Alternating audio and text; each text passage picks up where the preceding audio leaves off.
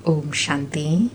आज 25 मई 2026 के प्यारे बाप दादा के अनमोल मधुर महावाक्य हैं। आज की मुरली के सार में ऑलमाइटी अथॉरिटी बाबा ने विशेष कर्मातीत बनने के लिए अपनी चेकिंग करने के लिए कहा कि देखना है मैं कर्म इंद्रिय जीत बना हूँ। मेरी कोई भी कर्म इंद्रिय मुझे धोखा तो नहीं देती है। उसमें बाबा कहे आंखें बहुत धोखा देती हैं। इसलिए बाबा कहे सदैव बुद्धि से यह समझो कि हम ब्रह्मा कुमार कुमारिया भाई बहन हैं। इसमें माया बहुत गुप्त धोखा देती है। इसलिए चार्ट लिखना है कि आज सारे दिन में कौन कौन सी कर्म इंद्रिय ने हमको धोखा दिया। और बच्चे जांच करते हैं तो रियलाइज करते हैं आंखें सबसे जास्ती धोखा देती हैं। कोई को देखने से दृष्टि चलाईमान होती है। बाबा कहे भल सर्विस भी करते हैं परंतु फिर भी आंखें बहुत धोखा देती हैं। इस दुश्मन पर जांच रखनी है। बाबा कहे देखना है अगर हमारी दृष्टि कहीं जाती है तो अपने को आपे ही सजा देनी है। जैसे भगत अपने को चुटकी काटते हैं। और दूसरी कर्म इंद्रिय बाबा ने बताई मुख भी बहुत धोखा देता है। छिपाकर खाना भी चोरी है। सो भी शिव बाबा के यज्ञ की चोरी, यह भी बहुत खराब है। इसके लिए ही कहा जाता है कख का चोर सो लख का चोर। यह आदत बहुत बुरी है। और साथ में बाबा कहे इस पुरुषार्थ में तुम बच्चों को बहुत मेहनत करनी है।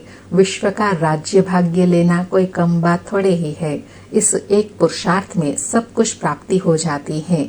ऐसी कोई चीज नहीं रहती जिसकी प्राप्ति के लिए माथा मारना पड़े।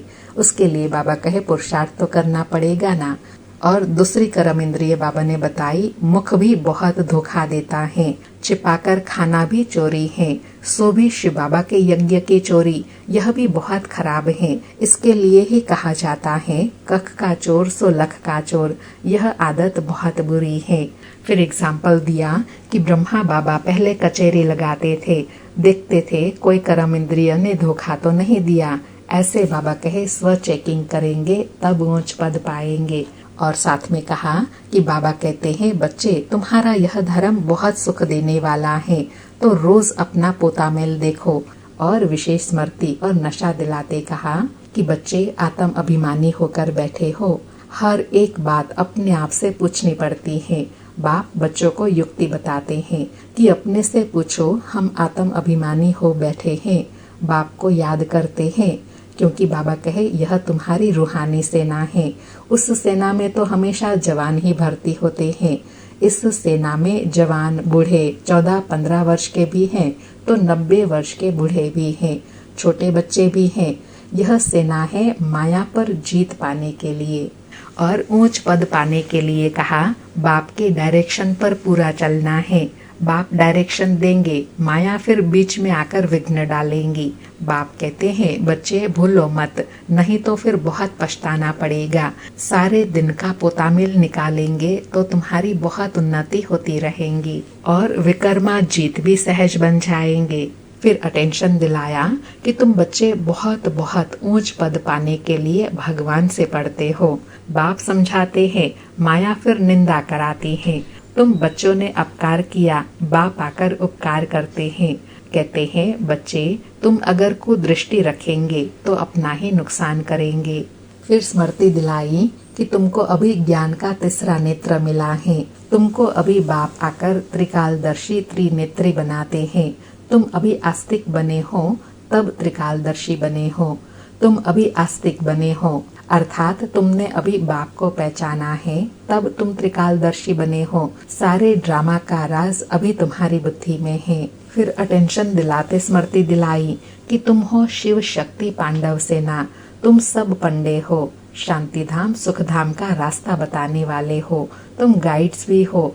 कहते हो बाप को याद करो तो विकर्म विनाश होंगे। बाबा कहे और फिर अगर दूसरे तरफ कोई पाप कर्म करेंगे तो 100 गुना पाप लग जाएगा। इसलिए जितना हो सके विकर्मों से बचना है, कर्म इंद्रियों के धोखे से बचना है, अपनी चलन सुधारनी है। और साथ में विशेष कहा कि बाप कहते हैं डायरेक्शन पर अमल करो, बाबा बाबा करते रहो। बाबा से हम पूरा वर्षा लेंगे। ऐसा टीचर स्वयं भगवान जैसा कभी भी कहाँ मिल नहीं सकता।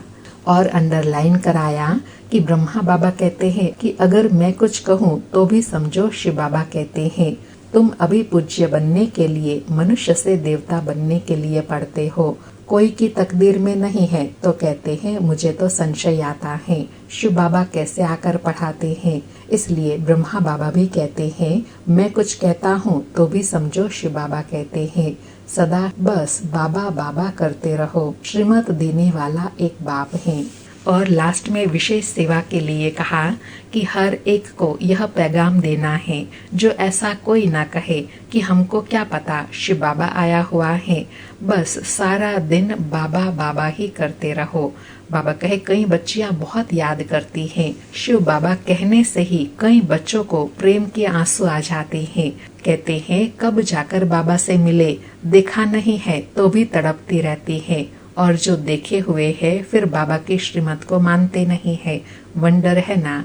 और साथ में कहा कि आगे चल बहुतों को साक्षात्कार होगा। मनुष्य को मरने समय सब आकर कहते हैं भगवान को याद करो, तो तुमको भी शिव बाबा कहते हैं याद में रहो। बाप कहते हैं बच्चे पुरुषार्थ में मेकअप करते रहो, मौका मिलता है तो मेकअप कर लो, कमाई कितनी भारी है।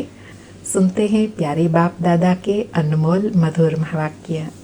आज बाबा कहे मीठे बच्चे अपने आप से पूछो कि मैं कर्म इंद्रिय जीत बना हूँ, कोई भी कर्म इंद्रिय मुझे धोखा तो नहीं देती है। आज मुरली से प्रश्न है कर्मातीत बनने के लिए तुम बच्चों को अपने आप से कौन सा वायदा करना है। उत्तर में बाबा कहे अपने आप से वायदा करो कि कोई भी कर्म इंद्रिय कभी भी चलायमान हो नहीं सकती, मुझे अपनी कर्म इंद्रिया वश में करनी है। बाबा ने जो भी डायरेक्शन दिए हैं उन्हें अमल में लाना ही है। बाबा कहे मीठे बच्चे कर्मातीत बनना है तो कोई भी कर्म इंद्रिय से विकर्म मत करो। माया बड़ी प्रबल है, आंखें धोखेबाज हैं, इसलिए अपनी संभाल करो। सारी मुरली से धारणा के लिए सार है। पहला पॉइंट है स्वयं में जो भी बुरी आदतें हैं उनकी जांच कर उन्हें निकालने के लिए मेहनत करनी है। अपना सच्चा सच्चा पोतामेल रखना है, बाप के डायरेक्शन पर चलना है। दूसरा पॉइंट ऐसा कोई कर्म नहीं करना है जिससे बाप का नाम बदनाम हो। अपनी उन्नति का ख्याल रखना है, जरा भी कुदृष्टि नहीं रखनी है। आज प्यारे बाबा का वरदान है स्थूल व सूक्ष्म हर फरमान को पालन करने वाले संपूर्ण फरमान बरदार भव। स्थूल व सूक्ष्म में हर फरमान को पालन करने वाले संपूर्ण वफादार भव। स्पष्टीकरण है स्थूल फरमान पालन करने की शक्ति उन्हीं बच्चों में आ सकती है जो सूक्ष्म फरमान पालन करते हैं। सूक्ष्म और मुख्य फरमान है निरंतर याद में रहो व मन वचन कर्म से पवित्र बनो। संकल्प में भी अपवित्रता व अशुद्धता न हो। यदि संकल्प में भी पुराने अशुद्ध संस्कार टच करते हैं तो संपूर्ण वैष्णव व संपूर्ण पवित्र नहीं कहेंगे।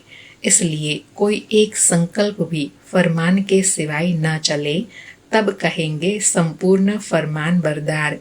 बाबा कहे संपूर्ण फरमान वरदार किसको कहेंगे? जो एक भी संकल्प व्यर्थ न जाए, साधारण न हो, पवित्रता से परिपूर्ण संकल्प हो, तब कहेंगे संपूर्ण वफादार। आज का स्लोगन है बाप को जानकर दिल से बाबा कहना, यह सबसे बड़ी विशेषता है। आज के अव्यक्त इशारे हैं सदा अचल अडोल एक रस स्थिति का अनुभव करो। आज अनुभव करने के लिए कहा एक रस स्थिति बनाने के लिए कर्म योगी बनो। कर्म योगी के आगे कोई कैसा भी आ जाए वह स्वयं सदा न्यारा और प्यारा रहेगा। नॉलेज द्वारा जानेगा, इसका यह पाठ चल रहा है। वह अच्छे को अच्छा समझकर साक्षी होकर देखेगा और बुरे को रहम दिल बन रहम की निगाह से परिवर्तन करने की शुभ भावना से साक्षी होकर देखेगा। यही एक रस स्थिति बनाने का साधन है। बाबा कहे एक रस स्थिति बनाने का सहज साधन है कर्म योगी बनो। कर्म में व्यवहार में आते हुए न्यारा और प्यारापन रहे। ना तो अच्छे के प्रभाव में आना है, ना बुरे से घृणा करनी है। सदा रहम दिल की भावना और साक्षी दृष्टा बनेंगे, तब स्थिति सदा एक रस रहेंगी। अच्छा, ओम शांति। शुक्रिया बाबा, शुक्रिया।